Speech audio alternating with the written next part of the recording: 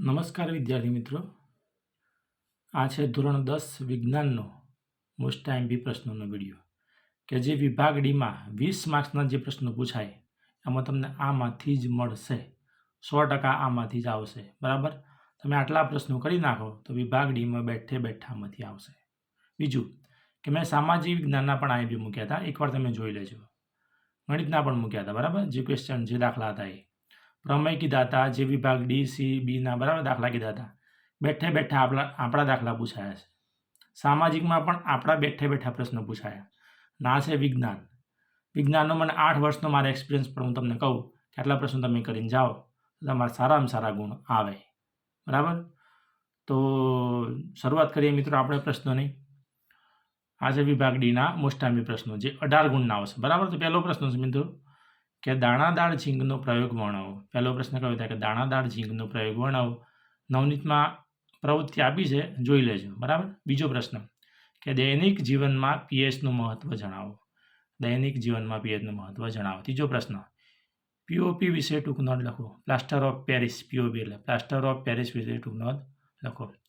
વિરંજન powder, baking soda અને ધોવાના soda બનાવટ અને ઉપયોગો જણાવો. આ 3 બનાવટ અને ઉપયોગોમાંથી 100% 2 પ્રશ્નો આવશે તમારા.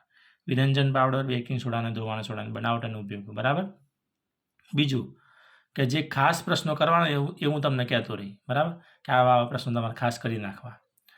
તો વિડીયોને પૂરો જોજો કે જેથી તમને સમજણ પડે કે કેવા પ્રશ્નો પૂછાય. તો એક દાણાદાર ઝીંકવાળો તમારા આ વખતે 100% પૂછવાની શક્યતા છે. દૈનિક જીવનમાં પીએચનું મહત્વ દરેક એક્ઝામમાં પૂછાય. દરેક એક્ઝામમાં, બોર્ડની એક્ઝામ હોય કે પછી ફર્સ્ટ એક્ઝામ કે સેકન્ડ એક્ઝામ હોય. બરાબર, તો આ પણ કરી નાખજો. આગળ જુઓ, પીએચ માપક્રમ વિશે સમજાવો.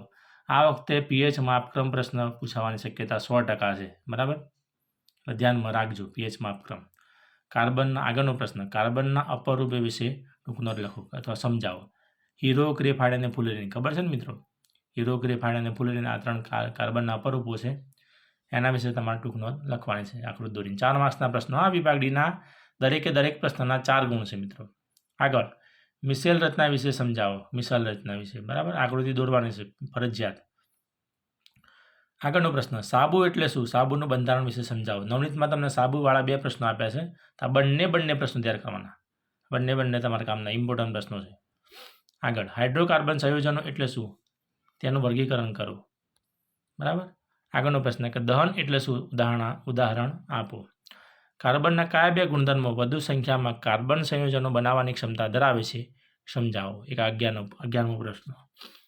આગળ જુઓ મિત્રો, આલ્કોહોલ પીણા તરીકે નુકસાનકારક છે, સમજાવો. મોસ્ટ આઈએમપી પ્રશ્ન. આમાં જો આઈએમપી જોવા જઈએ તો આપણે પીએચ માપક્રમ, કાર્બનના અપરૂપો, મિશેલની રચના, આ 3 આઈએમપી છે.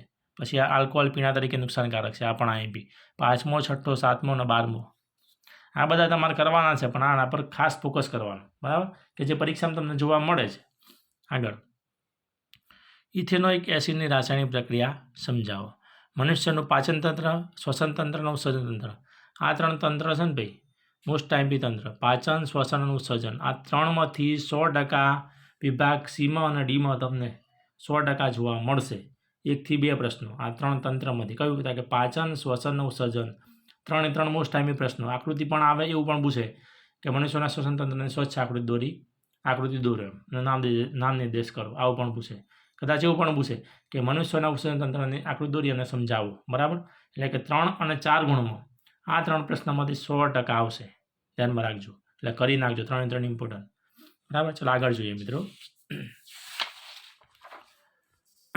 આગળ જુઓ, મનુષ્યમાં ખોરાકનું પાચન કેવી રીતે થાય છે? સમજાવો. બરાબર, મનુષ્યના હૃદય વિશે સમજૂતી આપો. એટલે મનુષ્યનું હૃદય, માનવ હૃદય. બરાબર ને, મોસ્ટ આઈએમપી પ્રશ્ન માનવ હૃદય, મનુષ્યનું હૃદય. તો કરી નાખજો ખાસ. માનવ આંખ વિશે સમજૂતી આપો. માનવ આંખની નામદેશવાળી આકૃતિ દોરો અને સમજૂતી આપો. એના દરેક ભાગો વિશે સમજાવવાના તમારે. પારદર્શક પટલ, કનિનિકા. બરાબર, આ દરેક શિરોલેખ સ્નાયુ, આ દરેક ભાગ વિશે તમારે સમજાવવાના છે. પહેલો પ્રશ્ન કયો હતો કે મનુષ્યનું હૃદય, એ પણ આઈએમપી. માનવ આંખ પણ મોસ્ટ આઈએમપી. પ્રેસબાયોપિયા, દરેક પ્રકારની ખામી. બરાબર ને, પ્રેસબાયોપિયા ખાસ કરી નાખજો મિત્રો આટલા પ્રશ્નો.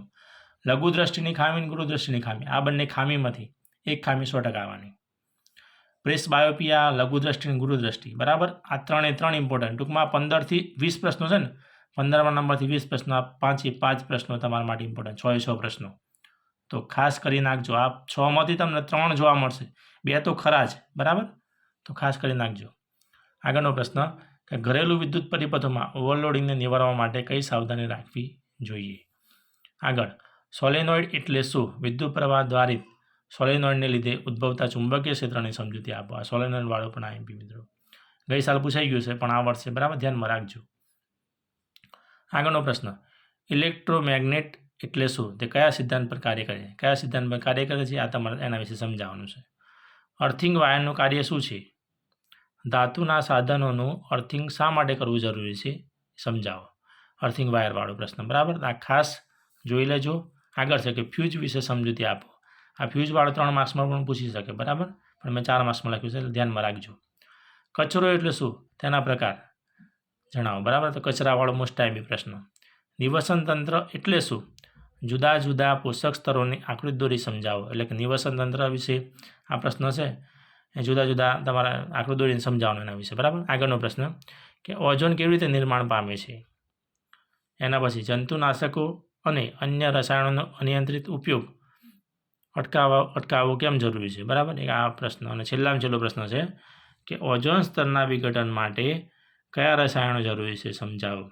તો મિત્રો આ હતો વિભાગ ડી, કે જે મોસ્ટ આઈએમપી, બરાબર? તમારા વિભાગ સી અને બી જોઈતો હોય અને શોર્ટ ક્વેશ્ચન જોઈતા હોય તો ખાસ કોમેન્ટ કરજો. શોર્ટ ક્વેશ્ચન જોઈતા હોય ને વિભાગ બી અને સી પણ જોઈતો હોય તો, વિભાગ એ OMR જોઈતો હોય તો કોમેન્ટ કરજો, તમારા મિત્રો સુધી શેર કરજો વિડીયોને, તો તમને વિભાગ બી અને સી મળી રહેશે. તો મળીએ મિત્રો નેક્સ્ટ વિડીયોમાં. Thank you.